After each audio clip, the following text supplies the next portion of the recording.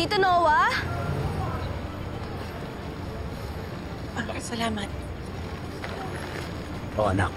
Baka makatulong sa'yo yan. Thank you po for coming. We are all here for you. Hindi ka namin iiwan, anak. Where's that kiss? Naiintindihan mo ba ang isinasakdal sa'yo, Miss Cruz? Opo, Your Honor. At ano ang sagot mo sa paratang? Not guilty, Your Honor.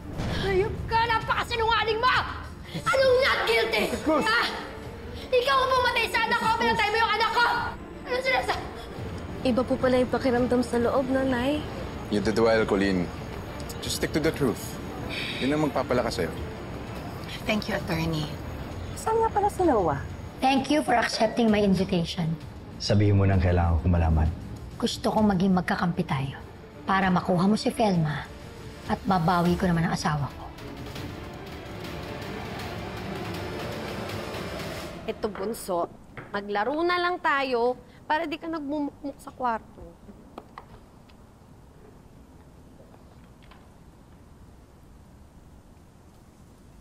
Okay lang kayo? Oo. Naisip ko lang si Jessica. Masaya siguro kung magkakasama kayo ngayon, tapos magkakasundo. Ano ba iniisip mo o may iba pa? Sino namang isipin ko? Si Tito Noah. So, what do you say? Magtulungan tayo para makuha mo si Felma. Why do you think napapayag ako this time? Noah, kailangan mo ng tulong ko. Kung noon nga na hindi okay si Felma at Manuel, hindi mo siya makuha. Ngayon pa, okay na sila. Buo na ang pamilya nila. Mahirap pa sa akin ang pamilya na nag-iisa ka lang nagagawa.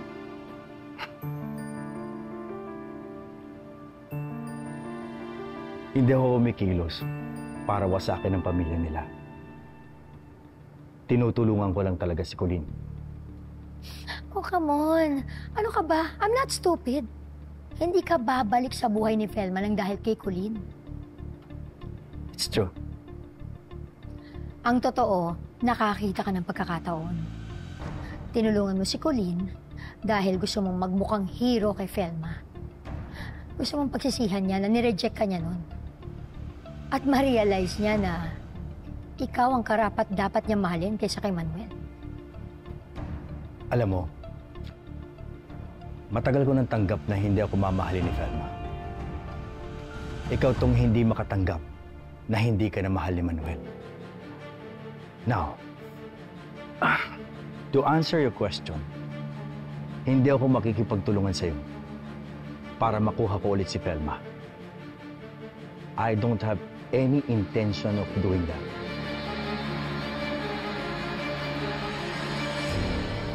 Hindi naman naisipin si Noah. Tay, hindi na po kami mga bata. Siyempre, napapansin na namin pag awkward kayo.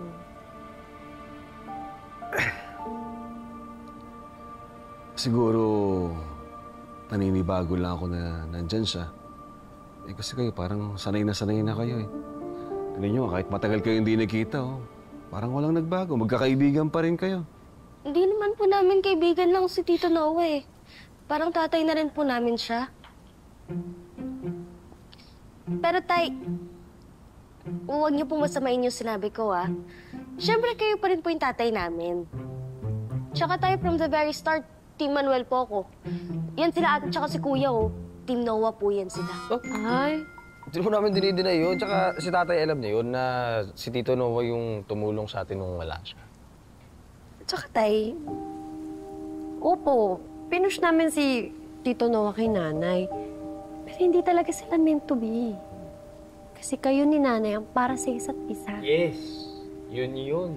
Kaya kami mga anak mo, siyempre, ikaw ang nag-iisa naming tatay. Ikaw lang, one and only. Sali ako! Oh, halika na, dito ko na. Diyan ako sa pasto ko. Yan. Maraming salamat mga anak ha.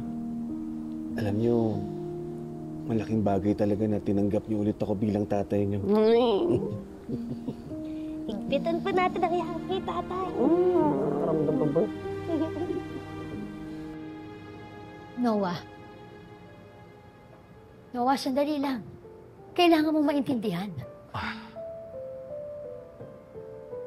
Ano ba bang kailangan kong intindihin? Ikaw. Yung nararamdaman mo. Basang-basa na kita. Mahal mo pa rin si Felma. Yes. And so what? Hazel, hindi pa rin ako kikilos para makuha ko siya. Dahil ang tunay na nagmamahal, yung marunong mag-let go. Hindi katulad mo. Alam mo yun sa'yo? Obsession yan. You're obsessing over Manuel. Obsessed na ako, obsessed. Pero at least ako, hindi ako nagdidinay sa nararamdaman ko. Hindi katulad.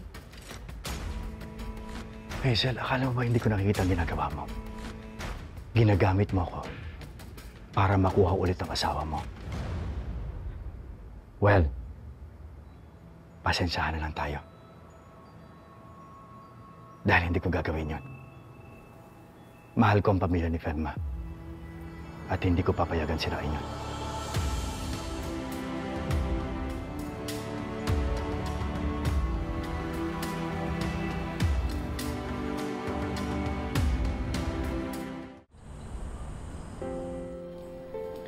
Sisigyan ako, kuya.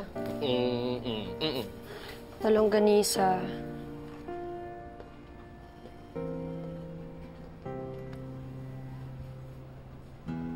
Oh, hello, guard. Hi.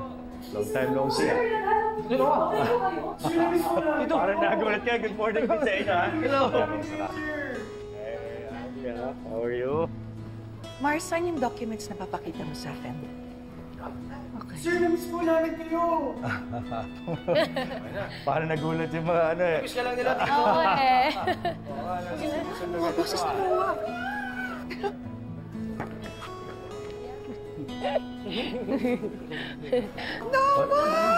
Uy! Andito ka pala. Okay ba? Oo.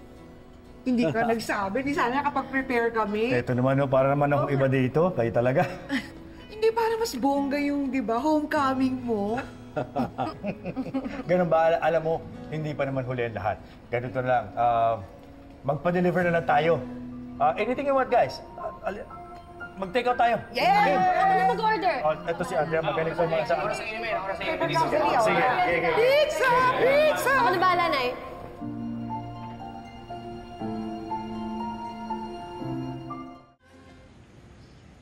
Naaawa ako sa anak ko. Napakabigat na nangyayari nito sa kanya. Sana may patutunguhan to. Sana may panalo natin to, attorney. Honestly, mahirap sabihin sa ngayon. Lalo na after what happened kanina. Colleen was confused and vulnerable. Baka ang tingin ng korte, she feels guilty sa pagkamatay ni Jessica. Ano bang pwede natin gawin, attorney? Well, nakikipagtulungan na nga sila Jeffrey and Noah sa paghanap ng possible witness sa aksidente pero wala pa rin talaga eh. Ang maasahan lang natin is the driver, si Timo Malabanan. Kailangan natin mapatunayan na nagsasabi talaga siya ng totoo.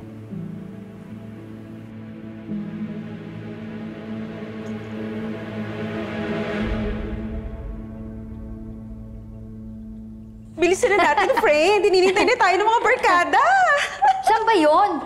Yung kaka-open lang sa BGC. Maganda daw yung crowd dun eh. Tara, let's go! I can't wait to celebrate my victory. Dahil sigurado, diretso na sa City Jail yung kuling na yan.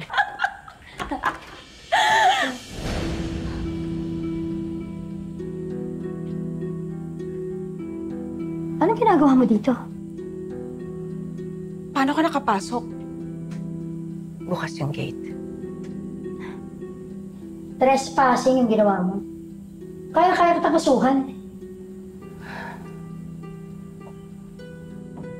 nagpaayos ako nagpunta dito, Hazel. Wow. Bait-baitan? Ba't nawala yung pangil mo? Anyway, kahit ano pang dahilan mo ng pagpunta dito, wala akong pakialam at wala akong panahon. May pupuntahan akong victory party. Para ba i-celebrate yung ginagawa mo sa anak ko? Tinidiin mo siya. Pinipilit mo yung gusto mo na hindi naman totoo. Tama ka ba? Di ba nandun ka? Nung nagbigay ng testimonyo si Timo Malabanan. Kitang-kita niya nang tinulak ni Colleen si Jessica. Nakausap ko si Timo. Nararamdaman ko nagsisinungaling siya. Bakit mo sinabing tinulak ni Colleen si Jessica? Dahil yun po talaga nangyari. Ano nga yung ibig mo sabihin? May ginawa ako kay Timo para magsinungaling siya? Sa'yo nang galing yan. Ang tingin mo pala sa akin, ganun na ka-powerful? Yung kaya kong bayaran yung driver at pangakuan ng kung ano-ano. Eh di patunayan mo. Dali mo sa korte. Para malaman natin kung sino sa ating dalawa mapapahiya. Miss Hazel Cruz, can you tell the Honorable Court about the relationship of your daughter Jessica and Colleen? Laging umiiyak si Jessica sa akin. Kasi binubuli raw siya ni Colleen. Kaya di ko matanggap yung pinagsasabi ng depensa noong nakaraang hearing. Pinapalabas sila. Napakabuting tao ni Colleen. Hindi po totoo yun, Your Honor. You mentioned bullying. How was Jessica bullied by the accused? Sinasaktan po ni Colleen si Jessica. Kitang-kita ko po yung mga pasaha at sugat po ni Jessica sa braso. Tapos sabi niya, natatakot daw siya para sa buhay niya. No further questions, Your Honor. Mrs. Cruz, you mentioned na nasugatan si Jessica dahil sa pambubuli ni Colleen. Yet, wala naman kayong ebidensya o naipakitang sugat or mga pasang sinabi niyo kanina that would make true that claim. Hindi ho ba? Opo. You also said, Mrs. Cruz, that Jessica always cried to you. Hindi po ba posible na umiiyak siya sa inyo? Hindi dahil kay Colleen, kung hindi dahil ayon kay Mr. Manuel Cruz, iniwan kanila ni Jessica dahil sa paulit-ulit mong pang-abuso sa kanila. Objection! Excuse me, anong klaseng tanong yan? I'm not the one on trial here. Your Honor, I'm just trying to establish the nature of her relationship with her daughter so that the court can determine kung credible ba ang statements niya. Irrelevant, Your Honor. Objection sustained. Counsel is reminded to please confine its questions on matters material to this case. We submit, Your Honor.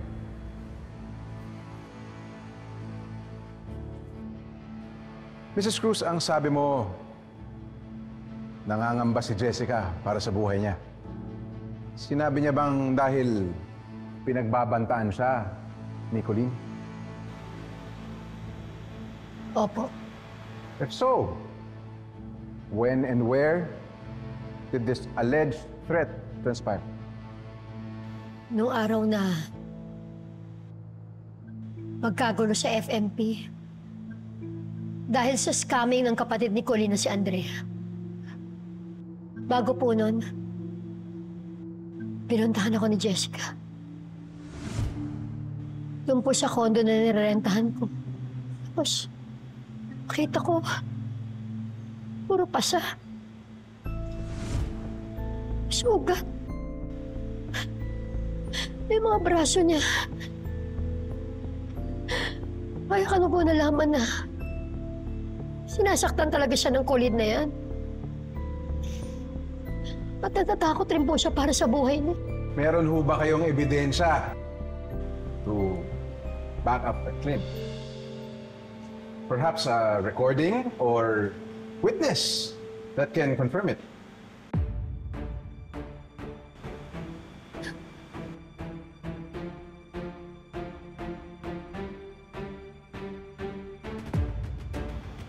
Please answer truthfully, Mrs. Cruz. May I remind you that you are under oath. Wala po. Kami lang ng anak ko nag-uusap. No further questions, Yan.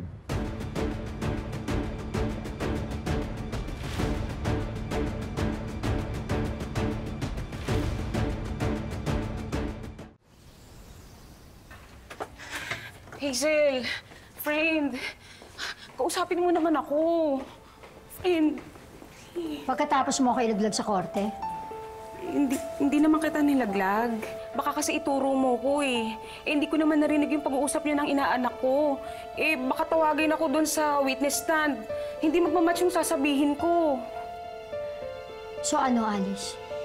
Hahayaan ko na lang na isipin ng korte na yon na halos maging santo na yung kulin na yon sa kabaitan?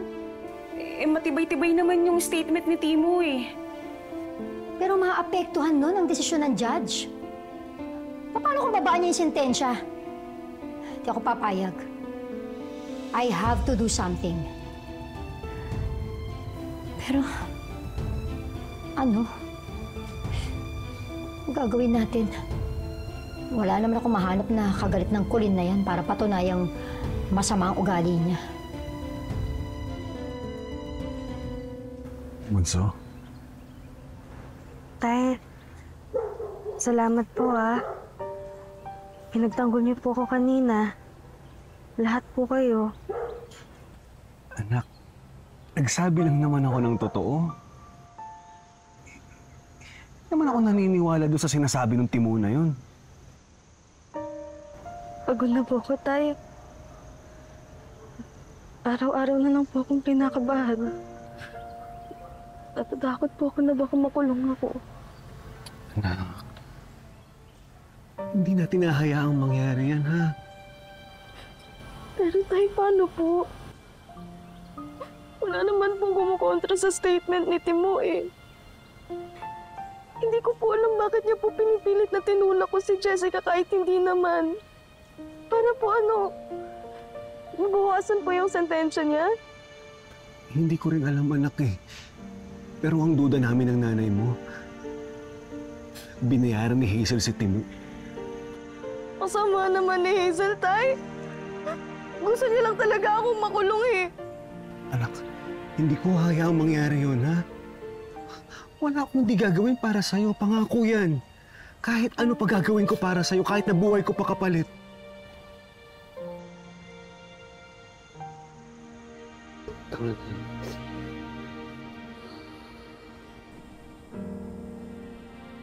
Malakas bang laban natin, attorney? Well, I really can't tell.